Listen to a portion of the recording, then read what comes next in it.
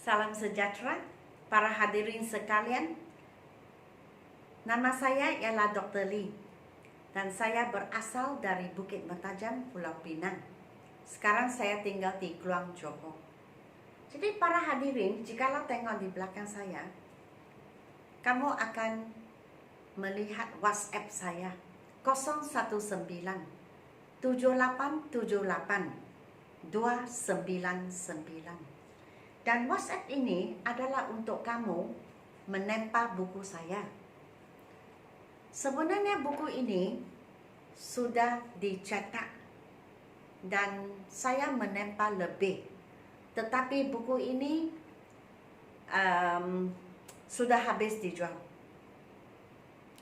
Sekarang saya ingin mengambil penempahan yang kedua. Maksudnya second order. Sebab order yang pertama sudah habis dijual, sudah tidak ada lagi. Jadi sesiapa yang ingin membeli buku saya ini, sila WhatsApp kepada saya. Sekarang WhatsApp dan saya akan membuat pencetakan kedua dan dihantar ke rumah kamu. Saya anggarkan buku-buku yang telah kami kirim paling lewat 30 Jun akan sampai kepada semua orang yang menempa buku. Sebab setiap hari kami kirim 2 buah, 3 buah pun kami kirim. Sebab ada yang meminta supaya lewat sedikit mereka membeli, mereka membayar. Jadi kami pun, sebab dari awal sudah menempa, kami pun okey juga. So, kalau kamu tengok di belakang, pada 1 hari bulan Julai, saya akan dengan rasmi mengajar buku ini. Jadi buku ini, kesemuanya ini halaman yang pertama, kesemuanya ada 1.384 soalan.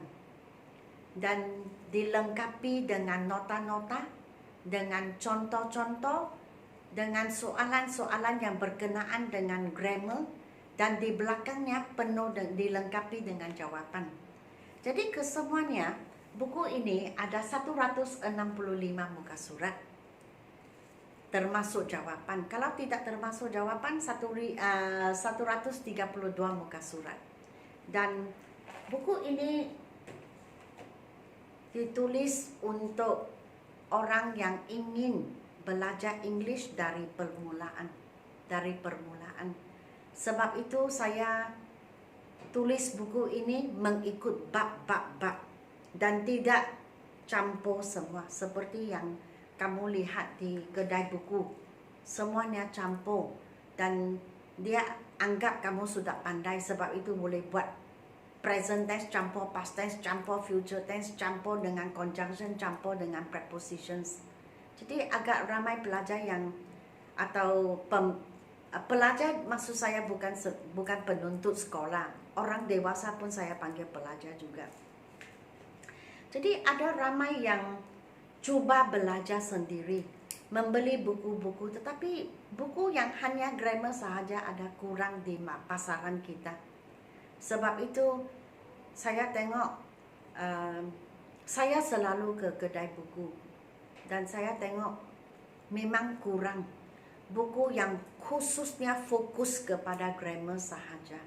Sebab itu saya buat keputusan untuk membantu sesiapa yang ingin belajar dari permulaan. Jadi nasihat saya kepada orang yang ingin belajar, yang ada minat belajar bahasa, mesti belajar dari topik-topik dahulu sebelum ke soalan campuran. Tetapi soalan campuran itu mesti sama. Contohnya ini, tahap ini, buku ini topikal.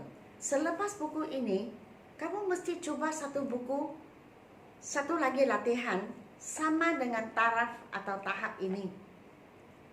Tetapi soalannya campur aduk dan kamu cuba membuat berasaskan apa yang kamu telah pelajari dari buku ini. Maka kamu akan berasa, saya tahu kalau campur pun dia tidak akan tipu saya. Tipu dalam tanda pembuka dan penutup kata. Oh, saya tahu. Begitu. Lepas itu baru naik lagi satu tahap. Waktu kamu naik lagi satu tahap, kamu mesti gunakan topikal lagi. Tetapi lebih tinggi daripada tahap ini. Buku itu kuasai topik demi topik. Buat lagi satu tahap yang sama dengan topikal, tetapi campuran. Begitu, dan kamu perlahan-lahan kamu naik. Saya rasa cara ini akan membuat kamu lebih bermotivasi. Kamu tidak putus asa sebab kamu sudah tahu. Oke? Baiklah. Sebelum 1 hari bulan Julai, maka saya ajar ini semua yang saya petik untuk saya rasa pelajar boleh belajar. So, preposition sebelum ini saya ajar in, on, dan at. Hari ini saya tambah 5. To, by, from, near, since. Jadi kesemuanya sudah mengajar kamu 8. To maksudnya ke suatu tempat atau kepada pun boleh. By maksudnya pengangkutan dengan bus, dengan kereta. Tapi English by, bukan bis. By, orang, dibuat oleh sesiapa. Yang by itu ialah oleh. From, dari atau daripada. Near, dekat. Since, sejak. Oke, jadi kita sudah belajar 8. Di sini saya ada mereka. Kesemuanya 22 ayat yang menggunakan to, by, from, near, since, supaya kamu lebih memahami. Ini semua contoh. Mrs. Ting goes to the market every morning. Yang tu ini ke pasar, ke perpustakaan, ke sekolah, to school.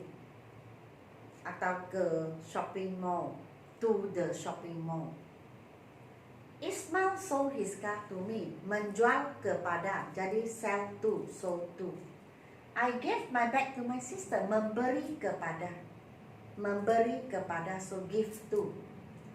Mr. Lam went to Penang yesterday. Pergi ke Pulau Pinang. Tidak kira negara kah, bandar kah, taman kah, kampung kah, atau pekan. Serentak gunakan to untuk bermaksud ke sana. I lent the book to Rosa. Lent to, pinjam kepada. They go to school by bus. Mereka pergi ke sekolah dengan bus. Yang dengan itu English gunakan by apabila kita sebut pengangkutan. This book is written by Charles. Charles yang menulis buku ini. Maksudnya ditulis oleh. Yang by ini oleh. Jadi hadapan satu perbuatan, belakang orang. We will reach Ipoh by 9 p.m. Yang by ini maksudnya paling lewat. Kalau kamu cakap sebelum ini saya ajar at 9 p.m. Kalau at maksudnya tepat masa itu. Tetapi by 9 p.m. maksudnya paling lewat jam 9 malam. Artinya mungkin awal daripada 9 malam sudah sampai. Oke? Di sini I can do it by myself. Saya boleh buat seorang diri sendiri. Yang ini, ayat ini agak istimewa sebab kalau tidak tulis by pun boleh juga. I can do it myself. Atau by myself is okay. Dua-dua pun boleh. Stella comes from Singapore. Berasal dari. Berasal dari comes from. This present is from Lina. Hadiah ini daripada Lina. Daripada ke dari itu gunakan from. I'm happy to hear from you. Ayat ini baik. Sebab apa? Ini waktu kamu menulis email atau surat atau telefon pun boleh. I'm so happy to hear from you.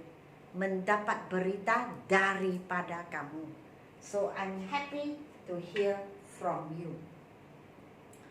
Nora lives near her school. Dekat. Near. Don't go near the dog. Jangan mendekati. Jangan pergi dekat. Dengan.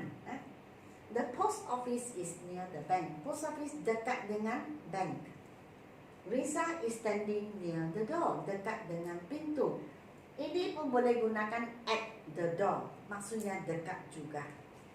Dan di sini we have lived here since 1998. Sejak, maksudnya sekarang masih di sini. Oke, maksudnya from 1998 sehingga sekarang. Since, sejak. Devi has been working in our company or company since March. Maksudnya from March until now. Dari March sampai sekarang. Since, sejak. I have been up since 7 a.m. Apa itu up? Up maksudnya bangun, tidak tidur. Sejak dari pukul 7 pagi lagi saya masih tidak tidur, belum tidur. They have known Mickey since he was a little boy. Mereka telah kenal Mickey sejak dia budak kecil lagi. Maksudnya dari masa dia budak kecil sampai ke sekarang masih kenal. Sharon has been playing the piano since she was 5 years old. Maksudnya sejak dia berumur 5 tahun ataupun dari masa dia berumur 5 tahun sehingga sekarang. It has been raining since yesterday. Sejak kemarin hujan sahaja. Maksudnya dari kemarin sampai sekarang hujan tidak berhenti. So kita gunakan since untuk bermaksud sejak. Oke, jadi setakat ini sahaja bab kita ke 188, lesson 188, prepositions. Hari ini kita belajar 5. To, by, from, near, since. Ke atau kepada. To. By, oleh atau pengangkutan. Atau ditulis oleh sesiapa. Atau pengangkutan dengan. Tetapi kamu jangan cakap with. From, dari atau daripada. Near, dekat, since, sejak. Oke? So setakat ini sahajalah. Sila beri saya like, share dan subscribe. Dan jangan lupa untuk WhatsApp saya 019 7878 299. Dan pada 1 hari bulan Julai kita bertemu lagi di YouTube channel saya untuk membuat buku ini dari muka surat yang pertama hingga ke muka surat yang terakhir. Oke? Jadi selamat tinggal dan sehingga kita berjumpa lagi.